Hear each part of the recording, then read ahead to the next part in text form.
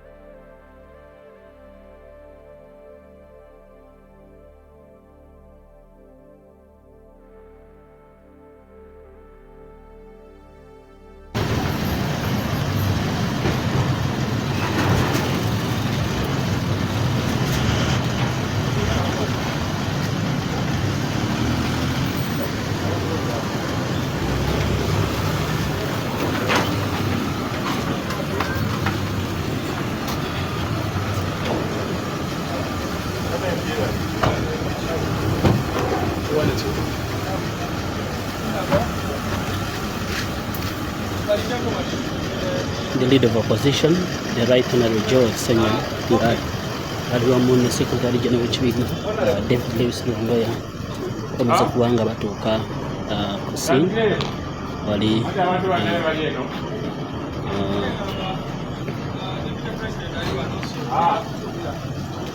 so David Lewis Lwangoya Secretary General w'ekibiina nga aliwamu ne leader of opposition George Senya nga bazze okulambula ku biki ebyabadde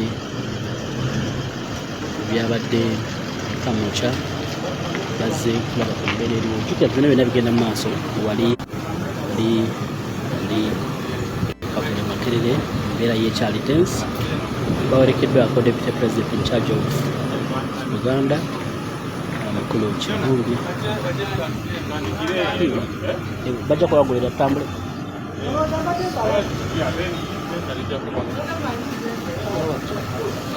Kirembo bagambe bonna batya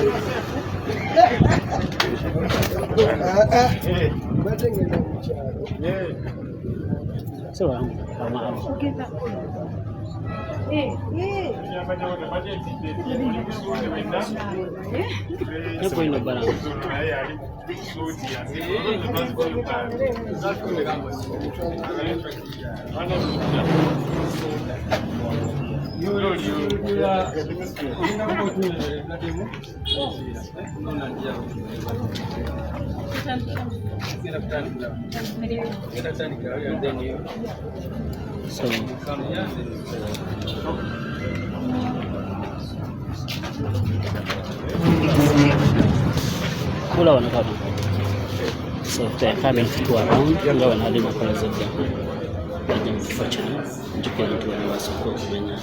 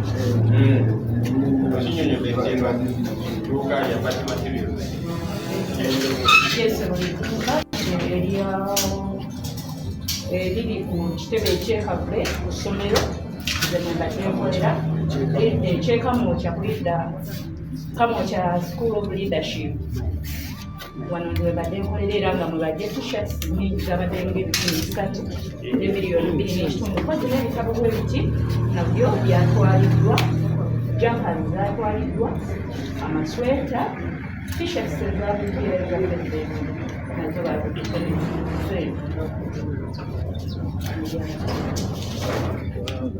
nga bakozesezza engeri gyeyiyo gye basazeemu amakosa gabadde wano ag'omunazaakazaako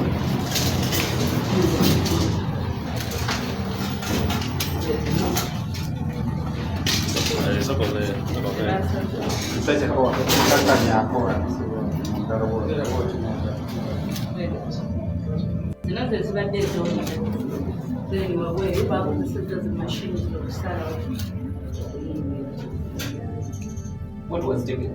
What was? T-shirts, jumpers, masquerade, sente, umbrella. T-shirts.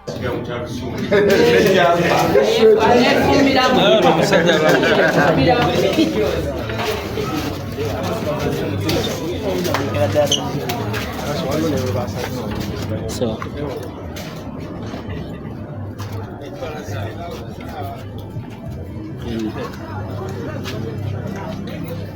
cancel.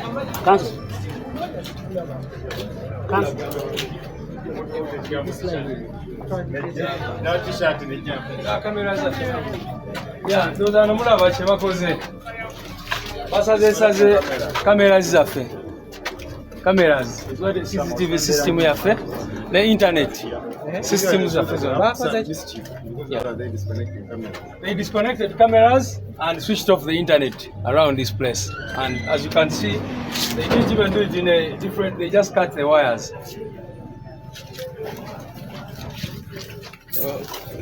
Coordinator of the class, coordinator. Also, what you can see, you can be the other side. how they There it access. is. What the Okay. other side? Nebira nabo waliso kunyumira kabwe. Simple. Over one, they just move around and then she explains at the end. I think it may be here. Okay, so you can see here's there in the library. Where were the books now?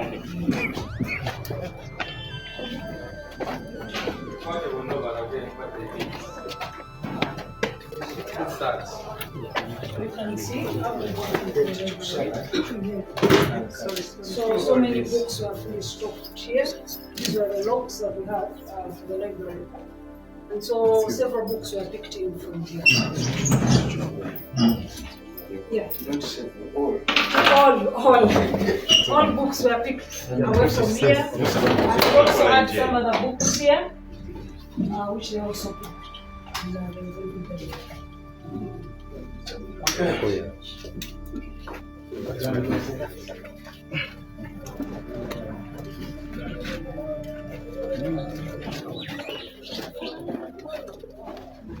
Explain what was here. Yeah. Later people. So we had our information that we pinned here, of course, to help people follow up on the programs of the school. All the information was picked, plus quotations that inspire people. So they picked things that were not even really of concern to them. So they picked everything from here. They also picked, we had things of information of the Electoral Commission. It was also picked. So everything that we had here was picked. And you can see how the notes board is.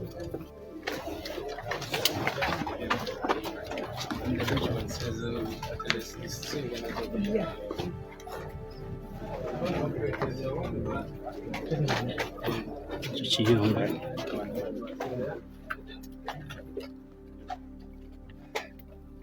This is a kitchen where they make tea for the learners and all that. Yes, so they vandalized in here. They even came here. Everything that was here. Oh my goodness, just come in and see what they eat here. This is where the caretaker stays. Vandalized everything. CCTV systems, we kill them now. Hey, who's that in? Killer the control system here and Logitwala.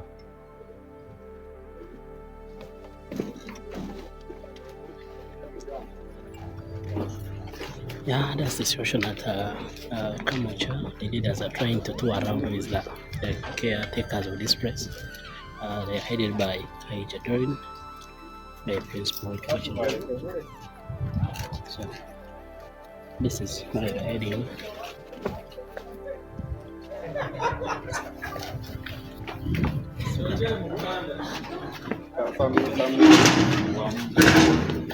Yeah, so we know.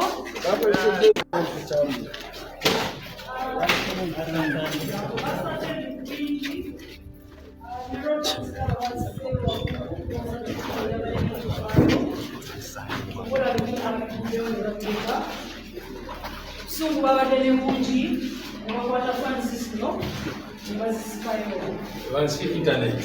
Yeah. And next time, maybe they planned it, but you can see now this was internet connection and from here. Okusookera ddala tuvumirira ekikolwa eky'obumenyi bw'amateeka ky'okulumba essomero lyaffe wano n'ekitebe kyaffe.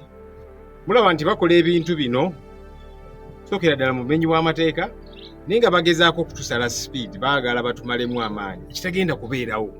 Bino bye bakola ffe bitwongera bwongezi buvumu okulagira ddala nti tetuliko otukutte we otunywereze ddala. Kubanga ng'abantu abalala bonna bwe boogedde nti bw'oba kale olina ky'oyagala okunoonyerezaako. Lwaki tebaatuwandiikira ne batutegeeza nti kale tuzze twagala kunoonyereza. Tetwali kigaanyi kubanga ffe tuli kibiina ekiwandiike era tutambulira ku mateeka. Poliisi oba ne military bwe bajja wano bagala kunoonyereza kola search, tituyinza kubagaana. Naye kiba kikulu ne tutambula nabo. Kiki kye munoonyereza, mututte ki, mutaddewo ki, naye mulaba bajja ne bagobawo abantu bonna wano n'ekavule kye bakoze. Ne bagobawo buli omu. Ne bayingira ne batandika okumenya, ne bamenya enzigi, ne bazisala. Naye olwokubanga bazze n'obusungu bungi, oluggi omaze okulusala oyingidde n'ogaa naye ne giraasi eno efaananikira bubi nazo ne bazikoona olwo ne bamaze okuyingira. Faani ne bazimenyamenya n'ogaa kakati faani z'abakoze eki naye muzirabye nazo zonna bazimenyemenye ne batwala ebintu byaffe. Kwegamba bagezaako tukolako effujjo. Ndowooza oluusi gavumenti eba egamba abantu bano katubakoleko effujjo tulabe ki kye banaakola. Oba naavaayo ne bateekawo embeera naki. Kumanya ennyindo bw'oginyigiriza ennyo egy'omusaayi. Niffe tuli kibiina kiwandiike tutambulira ku mateeka. Tugenda kwongera bwongezi. Of course tubanja ebintu byonna bye batutte. Naye tugenda kukola buli ekyetaagisa okulaba nti emirimu gyaffe gisigala gitambula. Okusoma wano tugenda kuyimirira. N'emirimu gyaffe ekavule tewali kye tugenda kuyimiriza. Of course mu bibatwala ebintu ebyokukozesa ssente naki byonna bitusala speed. Naye era tugenda sigala nga tumuvinga kye baagala okukola. Era bakikola ne luli nga tugenda mu kalulu nga baagala batusale speed bagikendeeze bitulemerako. Kakati olw'okubanga omwaka gw'akalulu gutandise oba oliawo kye bagezaako okukola, abantu bano katugende tubacyankalanye. Tetugenda kukkiriza kucyankalanyizibwa, tujja sigala nga tumuvinga. Oluva wano tugenda kavule kubanga twagala okutegeera ki ekiriyo. Wano olwamaze okukola effujjo ne badduka. Kati ekavule yo bakyalemeddeyo. Tugenda gendayo katusuubire tebaatulemesa ate kuyingira kitebe kyaffe. Kubanga ne kye bakola kyonna nti kale olina by'okola by'osaakinga. Tulina okubeerawo nga bannyini kifo ne tutegeera kiki kye mukolawo, biki bye mututte era ku lwaki. Byonna ne tubiregisteringa ne tusayininga obulungi nti batutte kino na kino na kino. Ne kati baakoze effujjo ne batwala byonna bye baatutte ne bakwata omu ku bakuumi baffe awo ne bamuyisaamu n'empyawo. Bagamba sayininga wano. Musajja awo tubyasayininga tabitegeera n'oluzungu talumanyi bulungi. Ne bamugamba sayininga. Kati baagala okwekwasa ekyo nti abantu bano twakola saaki era nabo ne bakkiriza ne basayininga. Ani yasayininze? Kibiina kirina obukulembeze. Lwaki temwatu involvinze? Kugamba lyeri effujjo lye bagezaako okukola. Naye ffe tweyongera bweyongezi kola kye tulina okukola kubanga kino kiraga nti bano batiitiizi. We,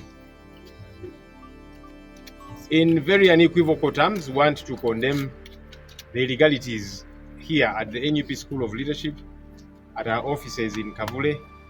The raid, the illegal raid, because this is not a search, as we have seen them call it. Because if you are to conduct a search, there is a legal procedure on how you conduct a search. You first of all inform the owners of the place. And we've got to be present. But as you can see, they came, sent away everybody. The same thing they did at Kavule.